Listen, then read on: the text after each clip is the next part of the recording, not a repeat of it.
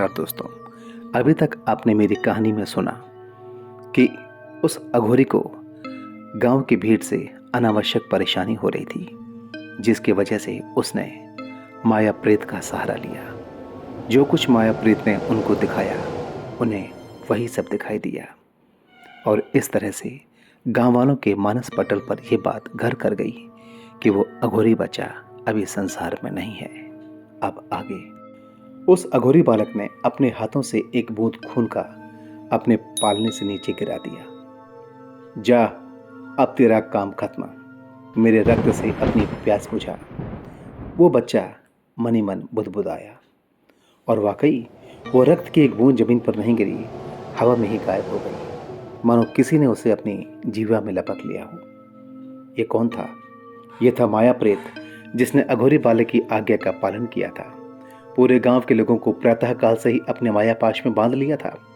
सूर्योदय होने से रात 12 बजे तक जो कुछ भी उस प्रेत ने गांव वालों को दिखाना चाहा, उन्होंने वही देखा और महसूस किया।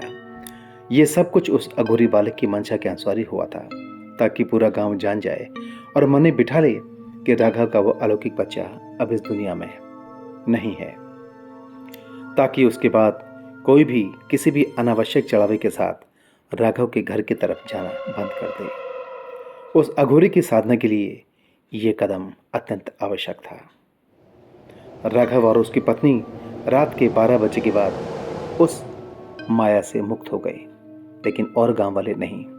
जो कुछ पूरे दिन में घटित हुआ था वो भूल चुके थे, क्योंकि वो दोनों ही उस बालक की सीमा रेखा में थे, उसके काम आने वाले थे और फिलहाल उसके पालक भी थे।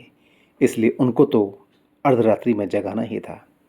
राघव व उसकी पत्नी के जागते ही पालने में उनका वही अघोरी पुत्र उनको मंद मंद मुस्कुराता हुआ दिखाई दिया। लेकिन गांव वालों के मानस पटल में ये बात घर कर चुकी थी कि वो बालक अभी इस संसार में नहीं है। और शायद यही खेल था उस अघोरी का। वो नहीं चाहता था कि रोज गांव की भीड़ आकर के उसे तंग करे, उसके साधना में खलल डाले, क्योंकि उसके सर से भी पानी अब ऊपर जा चुका था। लोग दुनिया भर के चढ़ावे, फूल, फल, माला और ना जाने क्या क्या चीज उसके पास रखते थे, उसे चढ़ाते थे।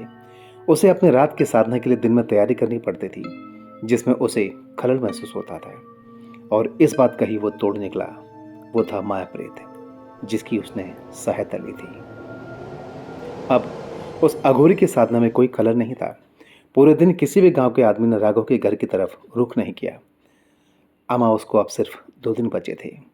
अघोरी को बहुत सारे क्रियाकलाप पूरे करने थे, जिसके लिए उसे आज रात से ही काम पर लगना था और न जाने कितने ही जानवरों को उसे इस काम पर लगाना भी था।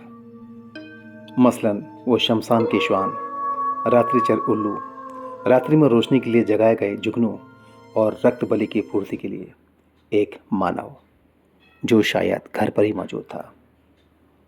लेकिन उस साधना को पूरा करने के बाद उसका प्रभाव क्या होना था? क्या अघोरी को इस शापी जीवन से मुक्ति मिली थी, या फिर कुछ ज्यादा ही महत्वपूर्ण उसे मिलने वाला था? रात अपने पूर्ण शबाब पर थी। आकाश में काले काले बादल घुमड़ रहे थे। हवा धीमी गति से बह रही थी। शमशान की तरफ से उड़कर आने वाले उल्लुओं की चीख में भय का मिश्रण था, जो न जाने क्यों आज अपने अपने निर्जन स्थानों को छोड़ करके राघव की तरफ बढ़ रहे थे। राघव का घर चारों ओर से कई घने पेड़ों से घिरा था, जिसकी वजह से वो और भी भयावह प्रतीत हो रहा था।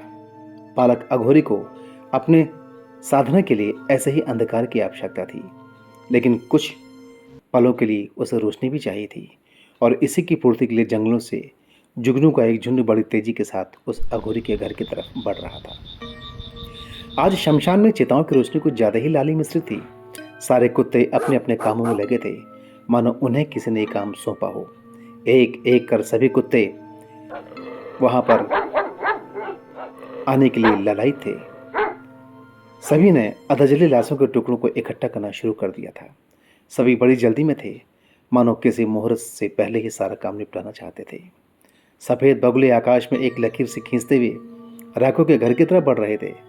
दूर गांव के छोर से सियारों को रोने की आवाज आने लगी थी, जिसकी प्रतिध्वनि गांव के कुत्ते भी दे रहे थे। एक भयानक वातावरण था आज राघव के घर के चारों ओर।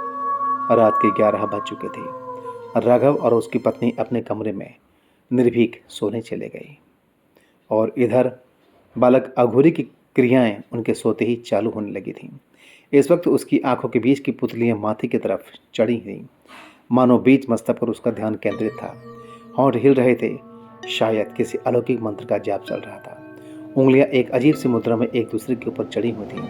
वो समाधि से लेटा हुआ था, लेकिन अगर सही से देखो तो लगता था कि वो पालने में बैठा है, किसी अघोरी की भांति, किसी समाधि में लीन।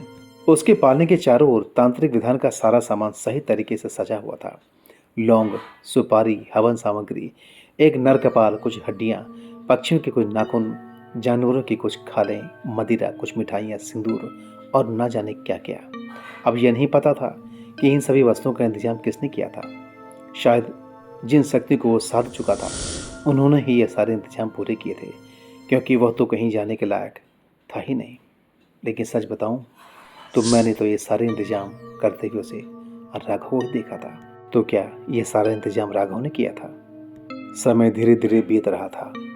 आज ये पहली बार था जब वह बालक अपने पालने से नीचे पालथी मारकर बैठा हुआ था। ये आश्चर्य था, लेकिन साधकों के लिए नहीं। उसकी आंखें बंद थीं। पद्मासन की मुद्रा में बैठा हुआ बालक, उसके सामने जलती हुई अग्नि, चारों ओर सलीके से रखा हुआ साधना का सामान, झोपड़ी के बाहर तेज होती हवा, पक्षियों का चहचहाना, चमगादड़ों का फड़फड़ाना, सियारों की भयानक आवाज, सब कुछ था वहाँ, लेकिन इंसानों का प्रवेश एकदम से बंद था। वो बालक आंखें बंद किए था, लेकिन बीच बीच में फट स्वाहा की आवाज के साथ अग्नि में कुछ सामग्रियां डाल रहा था।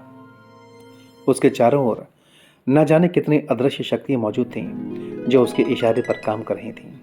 वो अघोरी अकेला नहीं था, कई पैशाचिक शक्तियां उसके आसपास मंडरा रही थीं, कुछ मजबूरी में तो कुछ अपने फायदे के लिए।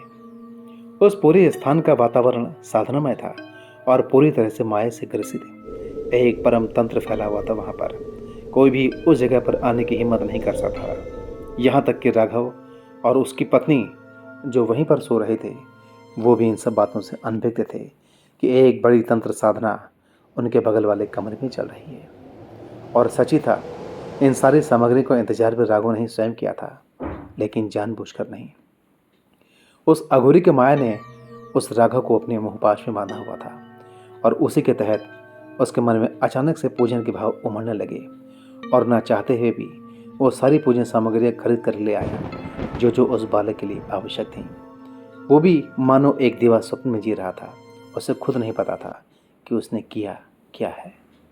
यह सब आश्चर्यचकित था, लेकिन अघोर विद्या ऐसे आश्चर्य घटित करते रहती है। कल पूर्ण अमावस्या आने वाली थी और उस अघोरी की साधना का अंतिम पड़ाव भी, और उसे शायद उसी पल का इंतजार था।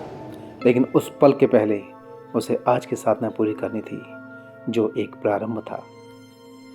राघव की झोपड़ी को इस वक्त शमशान के कुत्तों ने घेर रखा था। सारे उल्लू आसपास फड़फड़ा रहे थे, सिर्फ एक को छोड़कर, जो खुद ही एक चौकी पर बैठा हुआ था, सर नीचे किए हुए, और उसी चौकी के पास रखा था एक धार किया हुआ चाकू, शायद उस उल्लू की बलि के लिए।